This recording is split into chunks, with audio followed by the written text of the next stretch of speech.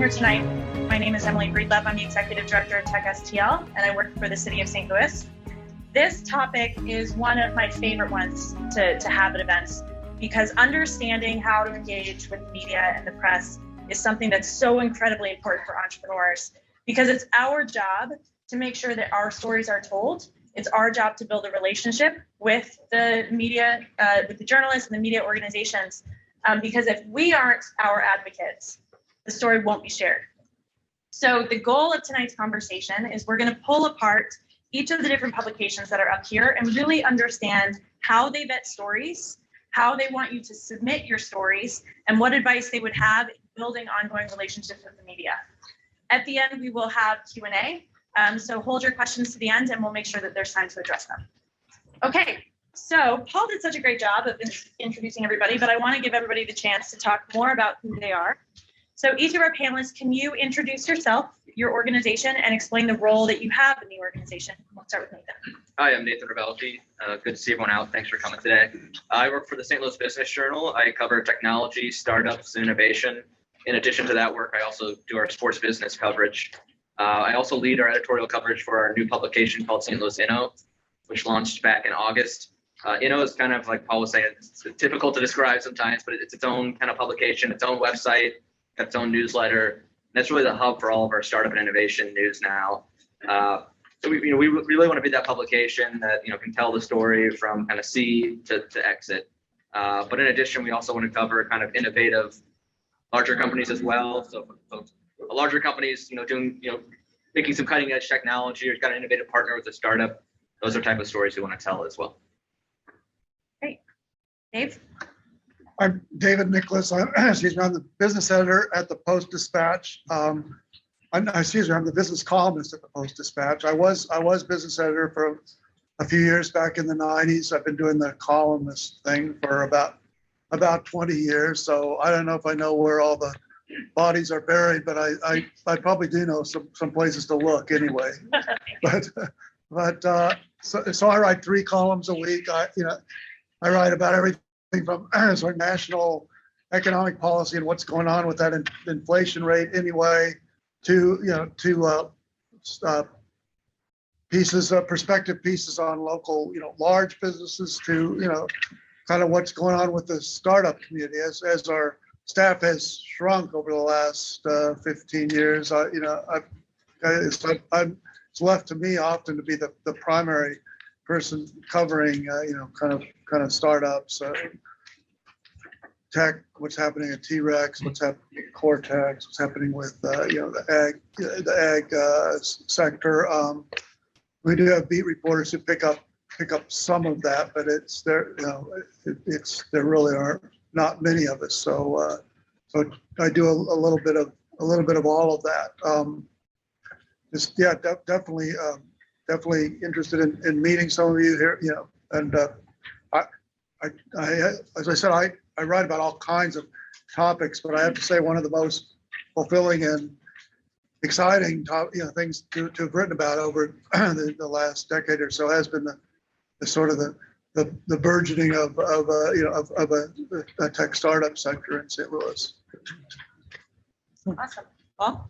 Yeah, I'm Paul Riat, and I'm the only person working at Fourth Estate right now. Fourth Estate covers early stage tech startups across Missouri into eastern Kansas and the southern half of Illinois. The part Chicago largely ignores. I tend to focus around research universities because they're rich at developing companies, but I'm not doctrinal about that. I do have some companies that I cover that are quite literally out in the field, like Greenfield Robotics in the middle of Kansas. They're developing field robots that are just stunning and amazing. And I work really hard to find very early stage companies before these guys do, hopefully at times. I do consider companies of mine that when they start regularly appearing in their publications, they're just graduates. I don't see there being a lot of overlap because I'm dealing with very early stage. But that said,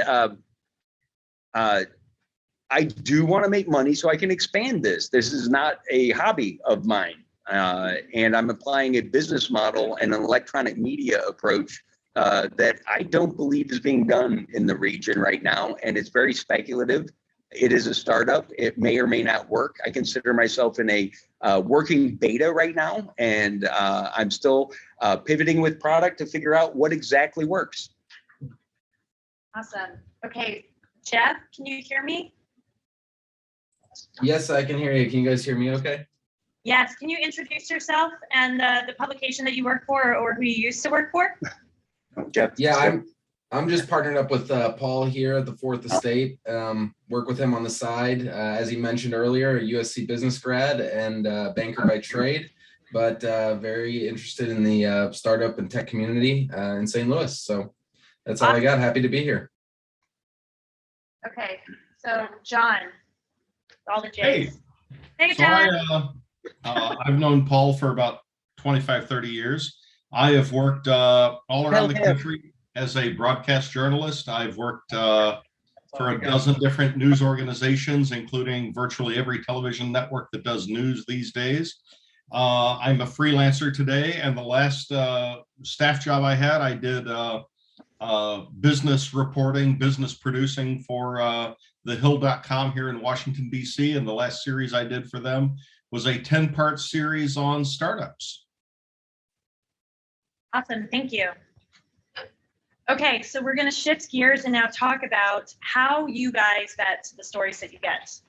So when you are looking for stories to cover, what is it that you are looking for? Whether it's the topic, the stage, the geography, what really piques your interest in the various publications that you serve? So we'll start again with Nathan. Okay, sounds good. Yeah, I think with the Business Journal, we're probably looking at companies more in the seed stage. At least that point, I think we're looking for companies that at least have some traction, whether it's funding or whether it's revenue generating. We're probably looking at companies that have a product that they're out selling at this point. But I think it's more than just about what the company's doing from a business metric standpoint. I think we're also deeply interested in telling the story behind the people behind the companies as well. So sometimes there might be a company that's a little earlier stage than we might typically cover, but the entrepreneur's got a really interesting story. They've got kind of an interesting backstory of how they started the company, and that might generate our interest as well. So I think we're looking for definitely specific metrics of where the business is at. We're not going to give coverage to just anyone with a startup, but we're flexible in the sense that sometimes a good story is a good story, no matter where the startup's at in its journey. Can you expand on what you see as a good story? Yeah, it's the thing with journalists, it's so subjective sometimes. I'll use an example from this week. I wrote about an entrepreneur named Ray Barrett, who's 88 years old, he's launched several companies. Now he's in the golf ball design business of all things. He's got a new golf ball design. He hasn't sold it to anyone yet, but it's an interesting story. 88 years old, and he's still an entrepreneur. My first question was like, why do you keep doing this? You could just be playing golf and not be designing golf balls. So that was a great example, kind of an early stage of the process, of the technology where it's at. But 88-year-old entrepreneur, that's a story you won't see every day. So I jumped at it. Because as entrepreneurs, we can't stop ourselves. That's what exactly. Yeah, we never grow out of it, right, guys? Okay, Dave. Yeah, we don't have any hard and fast rules about stage or amount of revenue or anything. It just has to have a good story, either a good personal story or a news hook. Maybe it's a business that's particularly affected by the pandemic in some way, or tied into some other trend that that I want to write about, or sometimes it just the entrepreneur himself or herself has an interesting enough origin story that that might be a good comment. We're really just looking to tell stories, and we're not going to.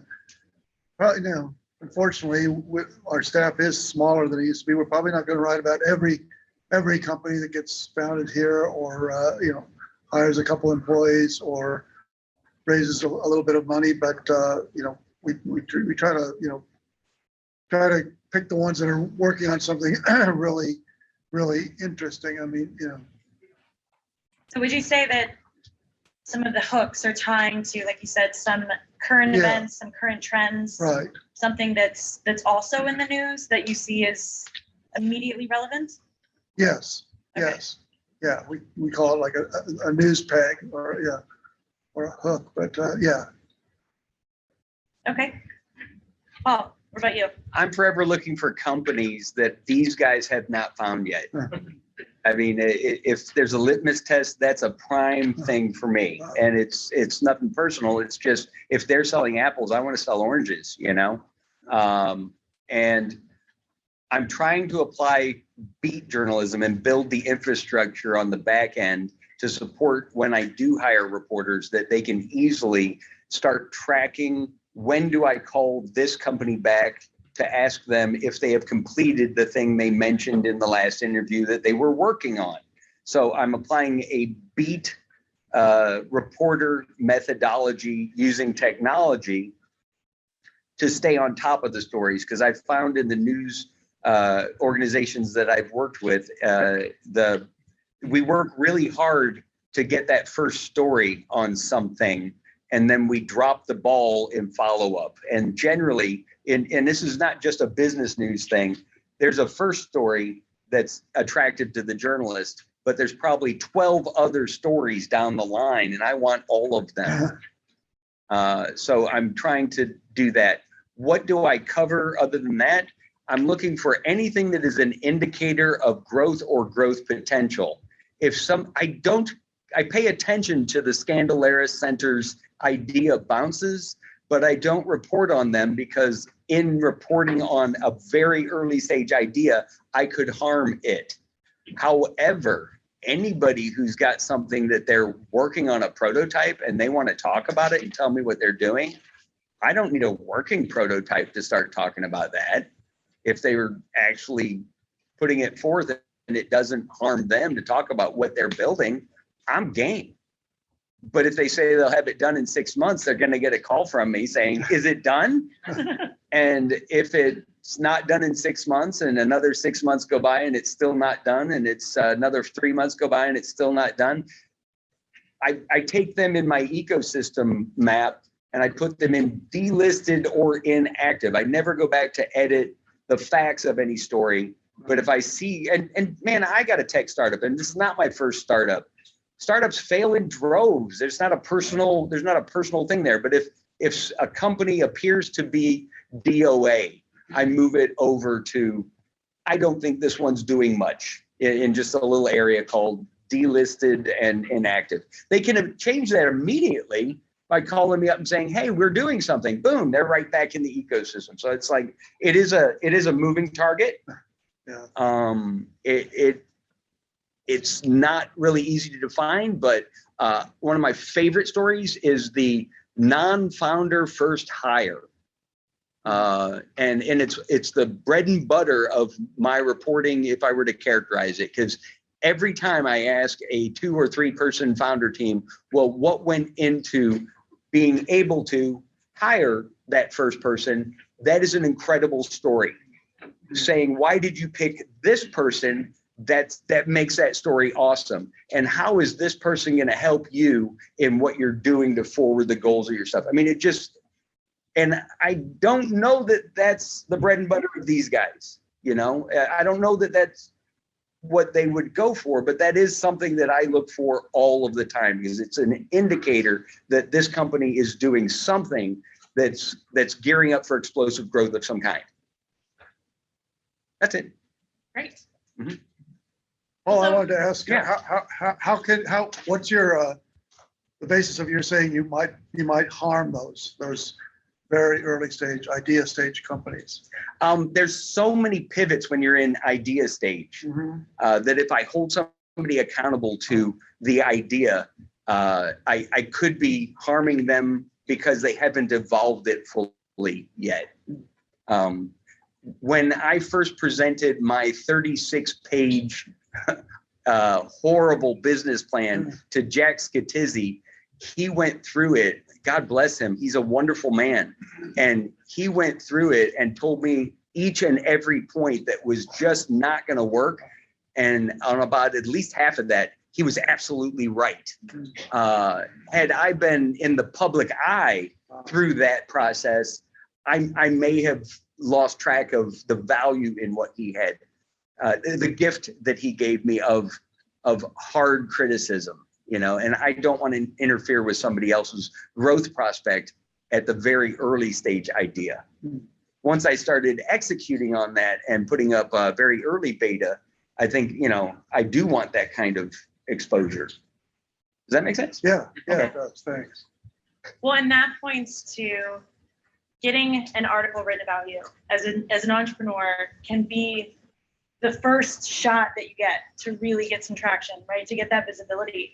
And so, you know, getting media coverage is pivotal for a startup, but it's also what everybody kind of sets their goal as is, I just need to get an article, right? I just need to be in INNO. I just need to be in the paper. And if that happens, then everything would be easier.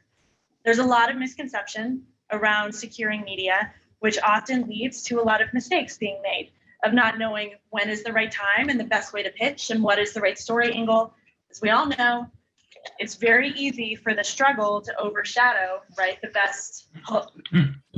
Can you guys talk a little bit about what you see as being the biggest mistakes that are made when entrepreneurs are pitching their story to you?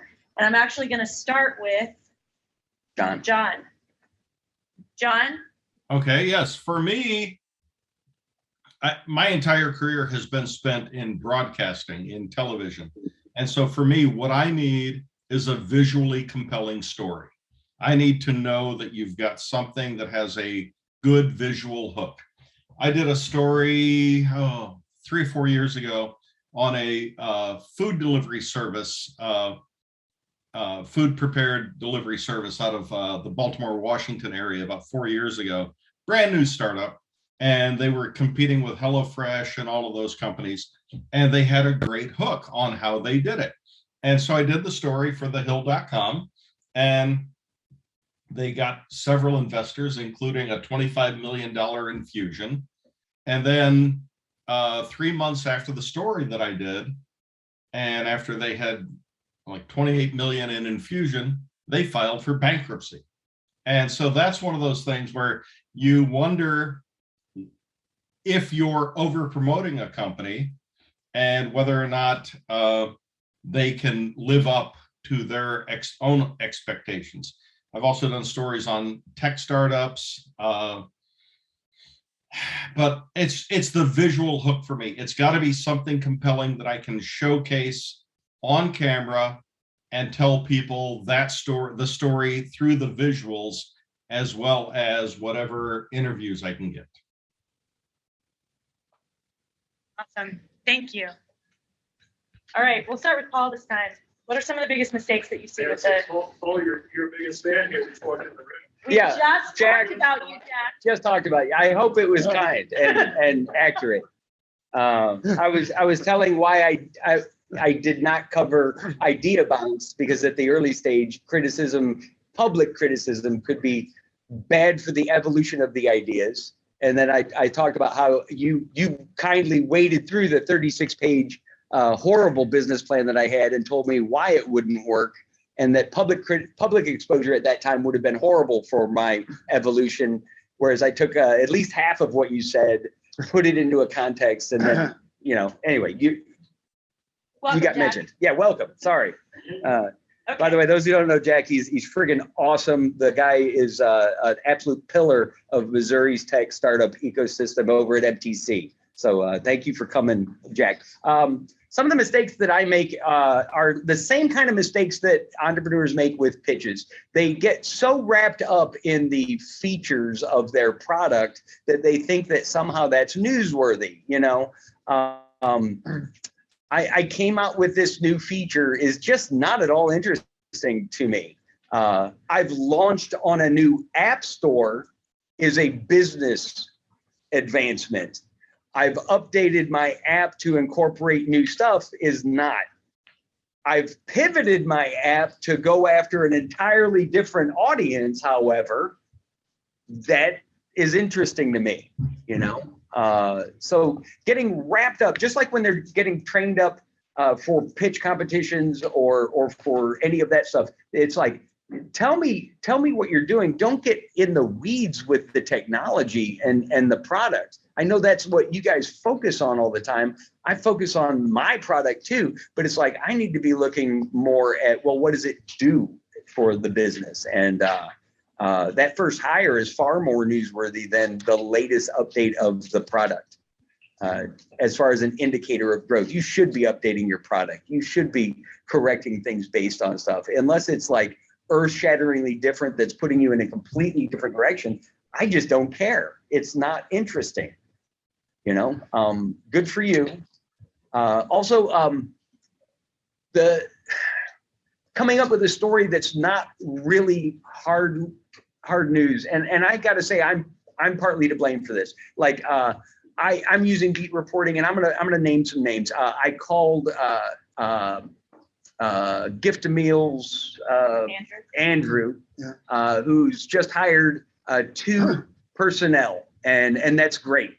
I always would do something that's a key personnel. I've looked at these hires. I don't know that they're necessarily key personnel, but I may do a story on it anyway, because I've got what's called a news hole.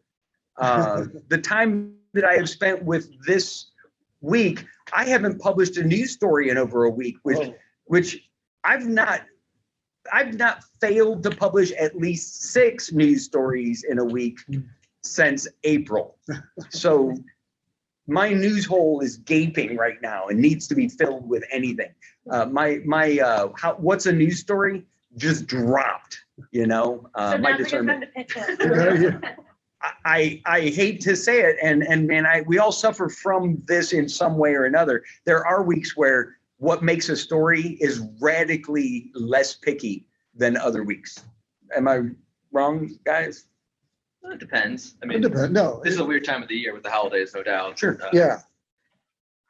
All right, well, Dave, let's hear from you. What are some of the biggest mistakes? that you see? Biggest mistake I would say, people pitching me is not reading the publication, not reading the paper, not knowing what. Yeah, if you read my column, go online and just read the last 5 or 10 things I've written, or even just skim the headlines. You get some idea of what of what I'm interested in, and what I'm going to write about. I'm probably not going to write about I don't know, a little credit union merger or something like that. That might somebody else on our team might write about that, but don't pitch them and not me. But on the other hand, if you'd say if your pitch starts out, hey, I saw you just wrote about the growth of the geospatial ecosystem in St. Louis, and I've got a company that plays in that space, and we're going to do this and this in the next couple of weeks. I'd certainly want to listen to that pitch. Awesome. Nathan? Yeah, I think I'm going to piggyback off both of these guys' comments. I mean, one, you just mentioned the guy opens up an email and says, I read your story about this and this. Yeah. Like you said, understanding doing your homework, understanding what the publication covers, what we covered, what we find interesting, goes a long way. Then secondly, to Paul's point, I think when I get a lot of companies pitching me about technology as well, and our tech does this, our tech does that. Sometimes I have no idea what it does. I'll be honest. They use jargon. Paul was saying earlier that we could be doing something different, making a lot more money. So clearly we're not the brightest bulb in the box if we're still doing this. But so just understanding what the technology does is a huge help. And we're not trying to be rude when we ask that. It's that a lot of our readers aren't going to understand it. If I don't understand it, our readers, some random person who works in finance who might read the articles, probably not going to understand it. And so I think that's a big part. Then also, like you were saying, Paul, I think what the technology is doing. If you say we just launched a new feature, I'm probably not going to care. But if you say we just launched a new feature and it's helping Anheuser-Busch brew beer faster and better tasting, then I'm intrigued. So knowing how it's helping the end user is very helpful to me, deciphering what's a story and what's not. And I think one of the big challenges with entrepreneurs is that we think that media coverage is going to help us gain traction. But we often can't get media coverage until we've started gaining traction. Mm-hmm. And that a lot of this is finding the overlap between the work that we're doing and the impact we're having, or the way we're interacting with the community, or with our team, right, that it's got to become bigger than just our story. And I think that's one of the big challenges with entrepreneurs is we think this is getting an article is going to propel us forward into that space. But part of this is that we have to move ourselves into that space before we have a story worth sharing, right? So I think a lot of this is understanding the timing and when is a good time to talk to these guys. So let's start talking about the actual nuts and bolts of how people submit stories to you. What's the best way to do that, whether it's through email or press release? What's your preferred way to receive a story? We'll start with Nathan. Sure. I mean, for me, it's pretty laid back. Just feel free to reach out. I always tell people, it may not be a story, but I still love it here. It's not a story, I just love making the connection, making that initial call, hearing about what you're working on. Because like you said, a year later, you might reach that validation and it's worth a story. I'll use an example here. I wrote a cover story a few months back on I call him a kid. He's only a few years younger than me, but this venture capitalist who's 22 years old, his name is Felix Williams. He's a kid. He had reached out to me in April of 2020, and his email was, "Hey, I'm 20 years old. I'm a student at Northwestern. I have a venture capital firm, but I have no idea how to interact with the media. So I thought I'd shoot you an email." And we started that relationship there. We made phone calls, and it turned in a year later to a cover story. So just reaching out, not being shy. There's no need to be intimidated, I guess, is the long-winded way of saying it, the short way of saying it. Yeah, I've honestly found the best time to talk to a reporter is when I don't have a story yet. Mm-hmm. That I'm able to reach out and just say like, hey, this is what I do. I'd love to connect. And then that I'm not dogging for a story. That it's then easier when I do that that I've waited until I had something really good. And a lot of times I'll meet with just an entrepreneur for coffee, and they won't even realize they have a story. They'll say something like, "That's a story right there," or we should follow up on that next month. They don't even realize. So just those casual conversations are great to have. Yeah. Dave, how do you prefer to get story submissions? I'd say start with an email. I mean, if you have a press release prepared, great. But if you don't worry about it. Just try to put yourself in a reporter's shoes and think about what about this is interesting. What would compel the readers of the Post-Dispatch and STL Today to pick up this story and want to read about my company, and just throw that in an email and and tell me what you got going on. I'll read it. I'll probably respond unless I get completely swamped and just it falls to the bottom of the pile that day. Like Nathan said, I'm open to meeting for coffee or something when you don't I don't think you have a story yet, but you've got the potential to be maybe 6 months, a year down the road. I can tell you at what point it might become a story. Maybe if you're just launching your product and you tell me you might be raising some capital 6 months down the road. I say, well, let's wait and see if you have a little traction with the product, see if you're successful with that fundraise, and then it might rise to the level of coverage. Paul? I really like LinkedIn private message, and I've got I don't know if everyone's got this, but I've got a voice app that looks like a phone on here for talking, and it has a recording called voicemail. Fucking love that. I like that a lot. Oh, you like phone calls? Yeah, phones. Phones. I like the phone feature of that computer. And not for the texty part so much, because I type really well, but not so much with two fingers. But LinkedIn is a good one. I also want to say there's a concept of embargo that all of us generally agree to. If you know that you're doing something, but you want to put out a press release on it, and you know that it's coming up, if you call me and let me know what's going on and say under condition of embargo for, I'll let you have an interview, you're doing me a great favor. I can have the story mostly written. And I will agree to not publish it until the date of that stuff. And I can't speak for my colleagues here, but I've worked at a lot of places that do that. And it allows me to put out a much better story concurrent with the release of your press release, so that I can actually put some effort. If I find out about something that I have to move on by a press release, because I'm electronic media, I have the ability to move significantly faster, but I also have the onus of moving really fast on it. And it will be slapdash and bad, but it's going to be fast. So, it's. Can I add something? Sure, please. When you're talking about embargoes, but in terms of sending out press release, one of my pet peeves is when a company sends out a press release and then you ask for an interview and no one's available that day. Oh, yeah. If you got the press release. Yes. That's a big no-no. Yeah. Okay, like Tony Weish is in here and Jennifer, and they're excellent PR people who understand how we work. And there may be others that I just don't know by sight, but many PR people frequently put out press releases, and we immediately call and say, I want an interview. And it's like, oh, can we do that next Tuesday? And I'm like, no. Oh, you said this to my competition and to me, and I have to publish on this in 10 minutes. They may have an hour or two, I don't know, but not a day. It's news, it's not olds. So think of that press release as a baguette that is quickly aging and getting nasty. There's a clock on that thing. So it's like, we do our job better with good communication. I know Tony did a fantastic job with that geo thing that we were doing.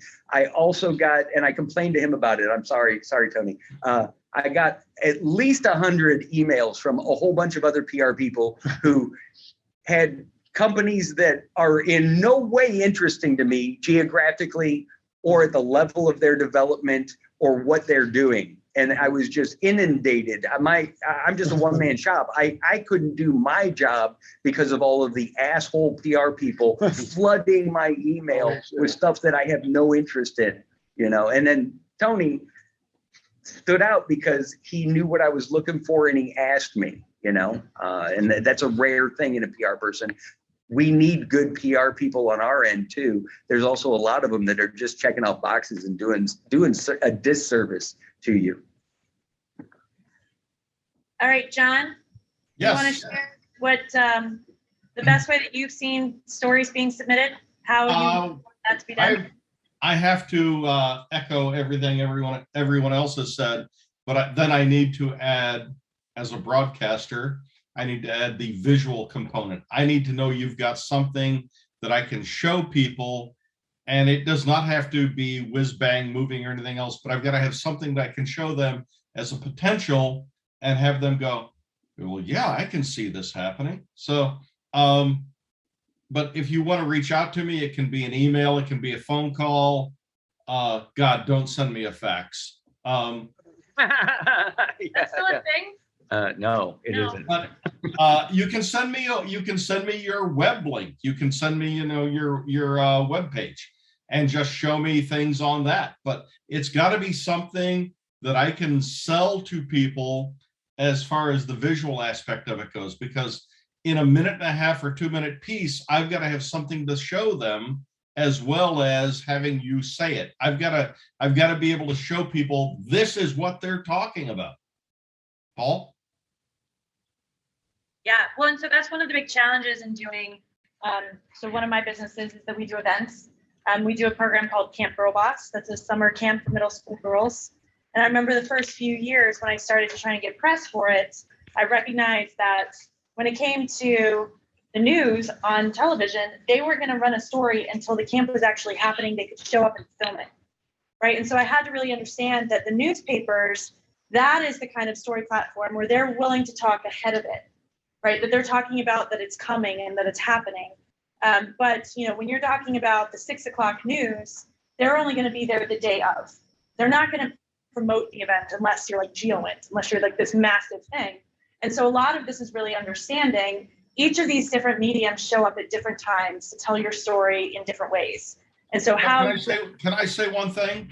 Yes, absolutely. You can get them to put the event on their website. They're not going to put it on the 6 o'clock news, but they will put an advancer on their website if you send that to them, so that they can pitch it to people and have people interested that way. But they're not going to put it on until you get the children and the instructors doing the robot event live. You're right.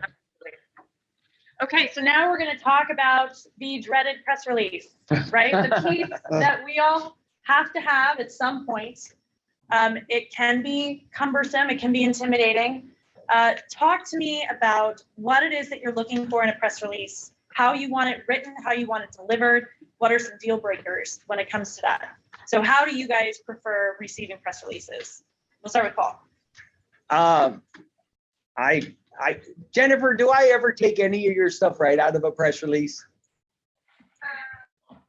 Maybe some nuggets here and there, but not the whole thing completely. It's kind of a starting point for you. Yeah. Typically, I'm reading the press release to see whether it's something newsworthy, and usually, if I'm getting it from Tony or Jen, it is something they know that it's something I'm going to report on. They're not wasting my time, which again, thank you. But when I get the press release, I look at it and go, oh yeah, that's a neat story, and I immediately call up a principal, generally a CEO of that company, and I say, hey, I just got a press release from Tony or from Jen or from whoever saying XYZ. You got a minute to talk about it? And generally they do. And I interview them from the ground up. I write a quick little story and I slap it up on my website right then. Dave? I'm looking for kind of back to journalism 54 here, the 5 W's: who, what, when, where, why, and and sometimes how. Don't try to be clever. Don't try to lead in with something that's funny anecdote or something. Just tell me what's going on. Answer the key. If there's a financial aspect to it, tell me how many dollars are being invested or spent. If there's a jobs aspect to it, tell me how many jobs it's creating in St. Louis, because that's usually a huge news peg for us. And have a contact person on there who is actually going to be there, not like on vacation or something that day. And we'll answer the phone and we'll know we'll know the answers to my questions, or be able to get the answers quickly. I mean, it's we don't have time for the runaround where I need to clear that with 3 levels of the company or something like that. It's if you've got news that you think is worthy of a release, have all your ducks in a row for us. Yeah, I'd agree with these two. If I'm going to do an interview off a press release, oftentimes that press release just becomes something to cross-reference for those big numbers, Right. those financial impacts. Once again, do your homework, look at other folks, how they do press releases, and then just make sure everything's correct in it. It happens every once in a while where someone will say, that number is not right, or that name's misspelled, and you go back to the press release, and that's what they had in the press release. And I know those things happen. We make mistakes on our end too, but just make sure you have all those ducks in a row. Can I throw in social media on this? If your founder says anything on social media, that's a press release. I can write a whole story on a founder. I really pissed off the CEO of Archeos last summer because I quoted him accurately on what he said on a post in social media. So, if I got it inaccurately, I would have retracted it or made comment to that. His complaint was that I wrote it, not that I was wrong. So tell your founders, social media is the public forum. Yeah. Oh, but I keep it really tight. I don't care. If I see it, Yeah. I will write about it. It is the same thing as a press release as far as I'm Yeah. concerned. That's a lesson for all of us. Yeah, right. Yeah. It is, yeah. Yeah, that's one of the many hats that we're having to wear as entrepreneurs, is not only managing our marketing, but also our PR, right? Did you have a question? No, I just wanted to add something as a PR person. When you're going to talk to people, public relations people, and you're looking to hire somebody, I think it's always important to have a PR person that actually has a journalism background as opposed to just kind of a general marketing type background. I was a newspaper reporter for 4 years, so I got very used to writing in the inverted triangle format, which is basically when the press releases are written. So a lot of times when I talk to my clients that are startups, they are so immersed in their product and their company that they can't really see the news, kind of like what Paul said. You know, they want to talk about the business and the fluff about it, and that's great, but the media is only interested in that little news nugget. So it's important for a PR person to kind of weed out all the other noise and really put together a condensed press release that is newsworthy, that gets them the information that they need very quickly. And, you know, when you're have your press release, your social media stuff should correlate with that, because as we know, everybody will be looking at that. So that's just something to keep in mind. You know, there's a lot of PR people out there, but I think there's very few that know news, especially if they've had a journalism background. I think it's very beneficial to get your news out there. Yes, Sean. Yeah, and to that point, I think it's leading with the most interesting aspect first, right? Yeah. So to the point of like, this is a new feature. Okay, well, what's that new feature going to do? It's going to help people better taste Anheuser-Busch products, you know, an example. So start with the fluff, start with the most interesting thing first. That's going to get the attention, and then fill in the details. Sell the sizzle, not the steak. Yeah, don't bury the lead. Well, okay, so I want to make sure that we've got time for questions. So the very last question I want to throw out there is, the media is in a challenging spot. It has been for the past few years. Talk to us about if there's one thing that you wish that we knew as community citizens about where the media is and what you guys are struggling with on the inside of how we best support our local media as you guys are going through where we are now and where we're moving towards. I guess we'll start with John. Gladly. I will tell you that I think that the media in the last few years has gotten an extremely bad rap, but I think some of it is well-deserved. I think that there are people who portray themselves as journalists who are nothing more than opinionists. So I think that you've got to avoid those people, and you need to simply focus on the journalists who are doing the reporting that you want your product to be showcased in, and that you need to convince them through whatever means necessary. If it's print, you need to give them information. If it's broadcasting, you need to give them visuals.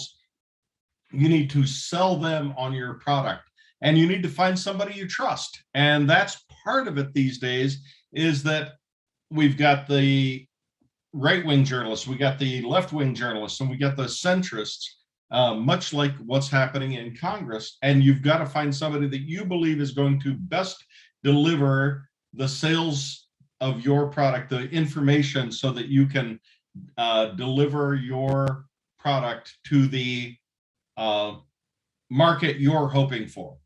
And I think that's, and we are all, none of us are biased, but we all have stories we're far more interested in than others. So you've got to focus on that person. As a PR person, you need to find the person that will sell your product the best way possible, journalistically.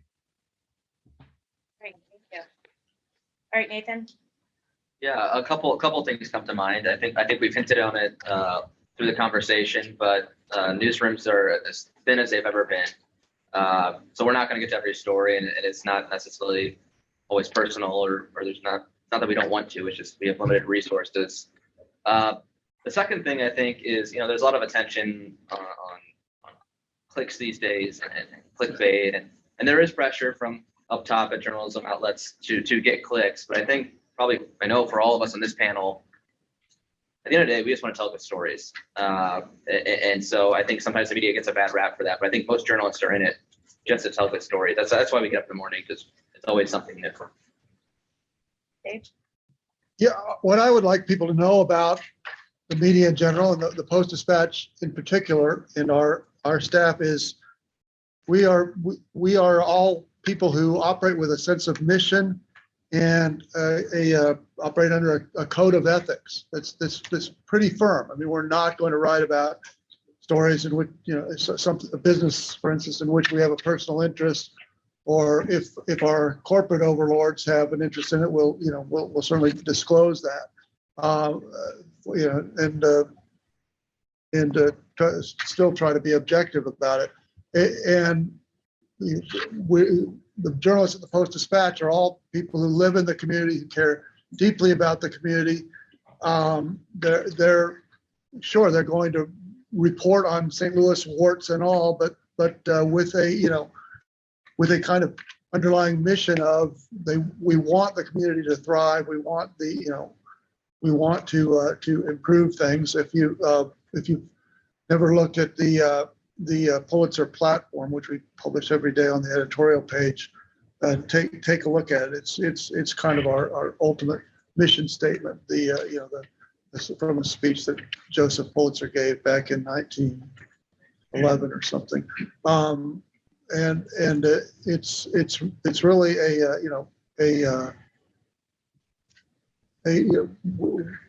the press gets a bad rap for being biased, but I don't think as community journalists we go in with a bias, left, right, or center. We just go in with a bias that hey, things should be better, should be as good as they can be in St. Louis, and what light can we shine on ways that either people are not living up to the standards, or in ways in which people, including entrepreneurs, are working to make things better. The shitification of news that we've seen over the last 20 or 30 years is largely it's got some technology aspects, but it's largely a business model shift.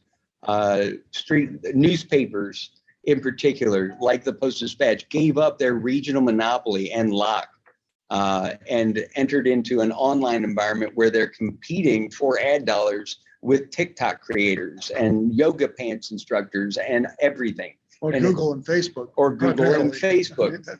And because of that, many of the people in the industry have cut their overhead. And by that, I mean 65% of street level reporting jobs have disappeared in America in the last 15 years, according to Pew Research Center. Please check me on that data.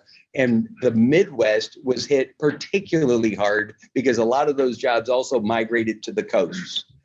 The problem is an economic model applied to news. It's very profitable to have someone behind a desk screaming and yelling and referencing news and getting you angry.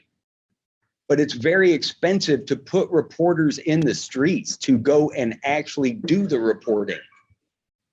The problem is most of you in this room are not paying for the news that you consume. It's not the only problem. There's a many faceted part here, but if you want to make a difference, pay for a subscription to anything. And I don't care what it is, but pay some news somewhere in the hopes that they get better than what they're doing. Not because they deserve it even, but because it ain't working what we're doing. And if you like your free news, God bless you. Tell us that's the wave of the future, because we got other shit we could be doing. We're really passionate about this. It's worthy work. And I'm telling you, I chose the name Fourth Estate because there's the executive, legislative, judicial. The media used to call itself the Fourth Estate. And it's not that I want to watch the government. It's because I have a personal vested interest in society in representing the actual news to paid subscribers. Unpaid subscribers or looky-loos mean this much to me. I had a paid subscriber I ran into the other day, and I've only got 17 paid subscribers, and I'm still doing this because, like, I'm in beta. Yeah, right there. Hey. Yeah. right there. Thank you. I am too. Yeah. Two in this room. Two in this room. But But I'm betting that people are so sick of not these guys. These are not the enemy, man. It's the fact that there's not 20 of him competing against me and 18 of him, and because he's got a few people more. The problem is an economic model that's not supporting street level reporters, and I'm sick and tired of it. I think tech startups are largely lost in the mix. I think there's a tremendous opportunity for me, or I wouldn't be busting my ass and putting all of my time and all of my money into making this thing work. And I'm going to do it because I think there's a lot of people like these people who are just friggin' sick of screaming and yelling. And if it doesn't work, I'll go and start a YouTube or TikTok channel doing yoga pants because I can sure as hell make money with that. Yeah. So you're saying if it's free, it's a low quality? I'm saying that if it's free, you are the product. Yeah. You are being manipulated in some way to be sold to other people, and that whatever they have to do to get you to click, they're going to do. So it's really not what we're looking for when we're looking for news. It depends. Do you like yoga pants? Do you like being angry? Because there's a lot of stuff that get you real pissed off. There's a study out of the University of Florida by a graduate student that was done in 2010 that looked at what does influence people to watch more news. It was an incredible study. And the number one with a bullet is they are afraid. So if you look at your media and say, am I getting a stream of stuff that makes me afraid and angry, and you're not paying for it? Mm-hmm. Do you think you're being manipulated to watch more of that crap? That's the reason why I don't watch. Good. Yeah. But opting out's just part of the solution. Mhm. Opting out is a partial solution. And I'm saying the way that you can fundamentally change things, and it is aggregate, is go subscribe to anyone. The St. Louis American is a fantastic for subscription African-American newspaper that nobody who is not Black in St. Louis knows about at all. But I used to be the editor of Kansas City Hispanic News. We used to copy off the St. Louis American all the time. It is a national gem. Look, I got a business. I want to do well. But if the St. Louis American dies, that is a crying shame. And I'm telling you, that paper, go buy a subscription to them. Go buy a subscription to these guys. Go buy a subscription to anybody. But the not buying the subscription is not working. All right, we got a question over here.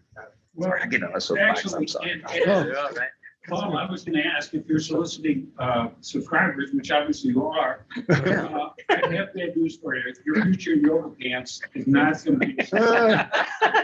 But how much does it cost to subscribe to your publication? And we would like to hear a pitch from your two panelists. Yes, let's start with them because they're wonderful.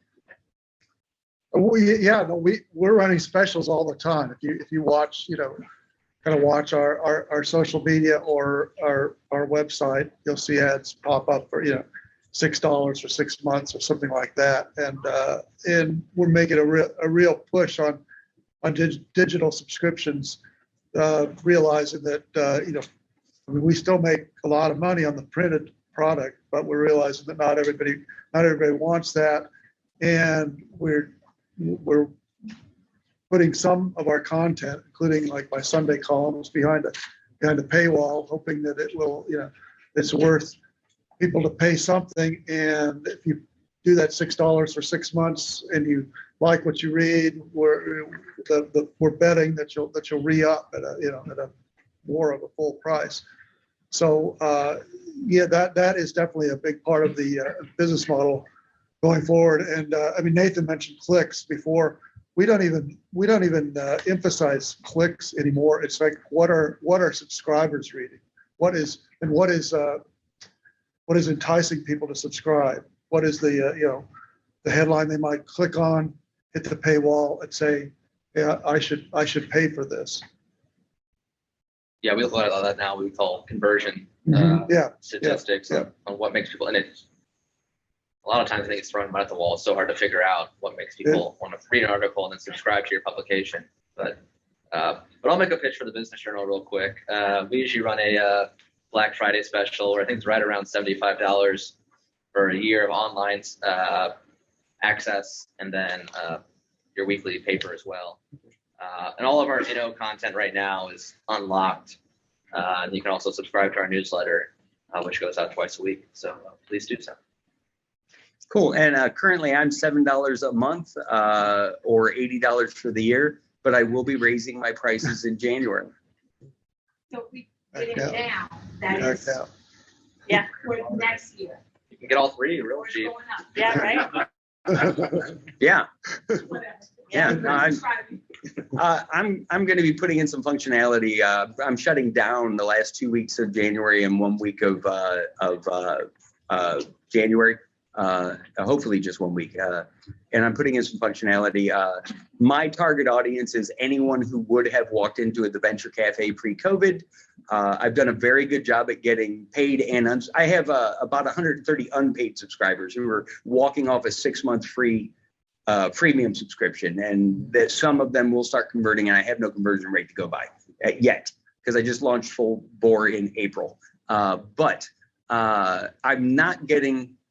I'm getting entrepreneurs very well, better than I anticipated. I'm not getting the service providers. I've done some primary source interviews with service providers as to why that is, what they want, and I'm going to put in place some of the products that I hope to attract them, because they, although service providers are often annoying, they have money, and they are the bulk of the ecosystem.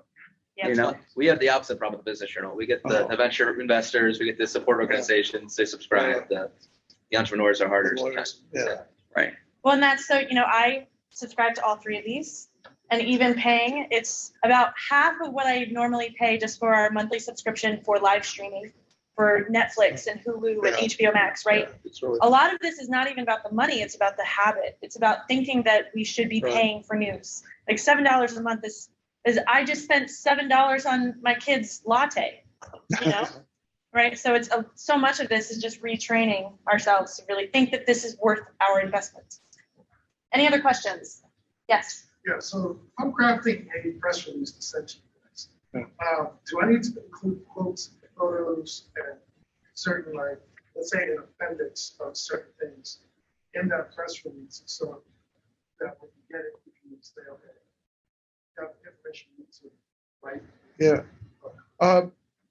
Yeah, I mean, some quotes are helpful if they're really kind of to the point, or if they really add something. I mean, a lot of times you get a press release that's, most of it is just like a quote from the CEO, a quote from a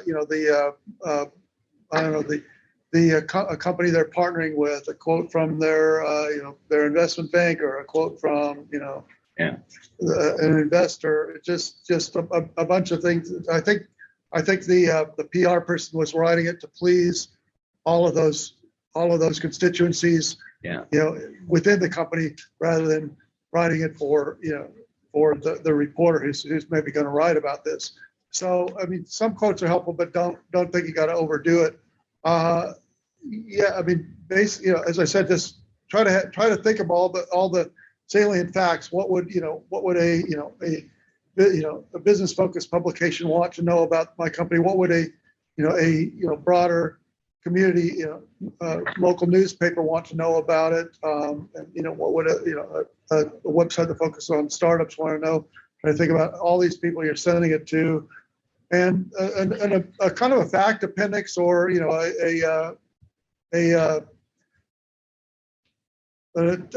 something that's maybe a timeline that would help us know, like when you were founded, when you launched your product, how many employees you have in St. Louis. Those kind of facts. An appendix isn't a bad idea. That would make it quick and easy for us to digest. I'll add one thing. Photos are always helpful, but I don't know if you guys have dealt with this at all, but I know in our newsroom we have, it's easier than ever to pull photos from Facebook or social media. Well, someone took those photos and owns the rights. Yeah. So when you send us a photo, just make sure you guys have proper permission for us to use it. Yeah. That's a problem. Yeah. Well, and so do you guys prefer to receive emails with everything attached in it, or that they say, like, to send you those photos, or to say, we have those photos available? Do you prefer to get everything in an email? I like everything if we're gonna, being in the business of trying to get it out fast if need be. Mm-hmm. Do you have any issues with firewalls with having attachments? Yeah, occasionally. Yeah. Yeah, I work for a company that's really cheap on some things, and one of them is kind of email capacity. So if you send me a press release with like 4 high resolution photos, it's probably going to like blow up my mailbox. It'd be better to give me a Dropbox link or something to those. I mean, by all means, attach the news release and any pertinent information that I need, but don't send me something that's like 10 megabytes or something. That's So link to a file? Yeah. Great. Yes. Yeah, I just wanted to add, I worked with all 3 of these reporters in some capacity over many years, and for all the local startup news coverage, they are, hands down the best ones to reach out to. But I just wanted to, put in your minds, since you are startups, I work a lot with the trade media also, which of course, if you have different products and services, there's going to be, different trade magazines and that are going to want to report on what you're doing. And a lot of times those publications, they're going to be looking for, they like the news stories about, the closing of their seed rounds and things like that. But they also like, we have a new employee announcement, or you have promotions are also picked up by the trade media. They also like articles that talk to like tips or trends in your industry. I don't know how many times I've had the trade media pick up on those types of press releases, because they're always looking to fill their spaces. So if you could, come up with like a top 5 list of, something that's related to your industry, and to quote an expert that you may have in your business that can talk to that industry, those will get picked up a lot of times, and you'll get a pretty large feature article out of that. So there's a lot of different angles that you could take to get coverage in those type of publications. And if you're going for investors, of course, there's a lot of investor type publications and magazines, newspapers, blogs, everything that you can target certain press releases to them as well. So that's getting the local coverage paired with the national trade media is and then you have those trade media articles that you can post on your social media, and those are going to lend credibility to your business. So all of that working together to get publicity locally and nationally is always very beneficial to your startup. So you want to try and find the hook based upon the community that you're appealing to. Yes. There's a question online. Oh, great. Are the panelists only concerned about tech startups? I cover sports business as well, in addition to my tech startup. But I guess what's the question? Please. Are you guys only concerned with tech startups? No, I think at least from our perspective, we're covering. I mean, when I look at innovation, it could be a bigger company, like I was saying earlier. Use that example, the brewery or someone else using. I mean, it could tie into a startup, but they've got a new way of making better beer, or brewing beer faster, what be it. Those are really cool stories to tell too. Mm-hmm. So yeah, I'm open to those personally. When I write about startups, it could be in any in any business, and and my colleagues who for instance Austin, who's our retail reporter, if there's a retail startup in St. Louis, he probably wants to know about that. But it could be in any business, and I've certainly written about I guess we had the sense that the audience here was tilted toward tech, but I've written about some of the ag startups that are coming out of 39 North, or some of the bio medical startups. It's and it could be an interesting something new in retail, or another traditional industry too. Well, Yeah, I'm just looking at tech startups, but I have some loosey-goosey looks on what's a tech, because it's like traditionally, if it's something that's a new patent or coming out of a university, absolutely. But it could be an old technology that's being applied in a novel way. Mighty Cricket is making cricket protein pancakes. Cricket's not a new technology, but I looked at that and went, yeah, sure, that's new tech. Is old tech being applied in a different way? I was like, that's okay. The ones where I have a hard time with is if it is a service company that has developed a lot of technology so that they can do more service company. It's like, no, that's boring. I'm not interested. If they're building that technology to sell it to former competitors, I'm like, ooh, all over it. So it's sometimes a gray area, but there's got to be a technology hook. All right, so for the sake of time, I want to thank the panel. And if you guys do have additional questions or you want to give them your card, please be sure to come up and connect with them personally. But so thank you all very much for coming out. Thank you. Hey, if you guys are available, we have one more question that just came in on the chat. It says, a new generation of founders value media publications, but one criticism they have is that an article can be a one-hit wonder. It can be a great influx of attention, users, or new business, but it may not be repeatable. Should founders see your publications as one-hit wonders, or could they be more consistent relationships? And that's from Danny, CEO of To Do. Are you guys looking for one-hit wonders or ongoing relationships? I think we covered this a little.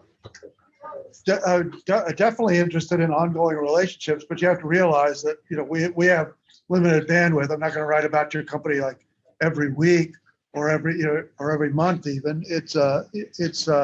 But I am interested in I don't know, a company like Nerdy, which I probably wrote about 5 or 6 years ago, maybe when they were just getting going, and several times over the years, I've followed up with them, or they've sent me a pitch that was seemed like it was an interesting update. So I'd write another column on it, and then they go public this year, and it's really big news.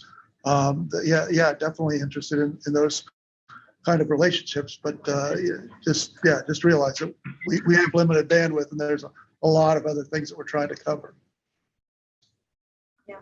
Well, so I would also then just say that it comes back to the entrepreneur to continually find something newsworthy. I can answer that. Hey, Danny, congratulations on winning $500 the other day at the OPO Startups Pitch Competition. I've enjoyed reporting on your very early stage company and look forward to doing the next story very soon. All right. Well, thank you guys all so much for coming out tonight. Feel free to connect with our panelists.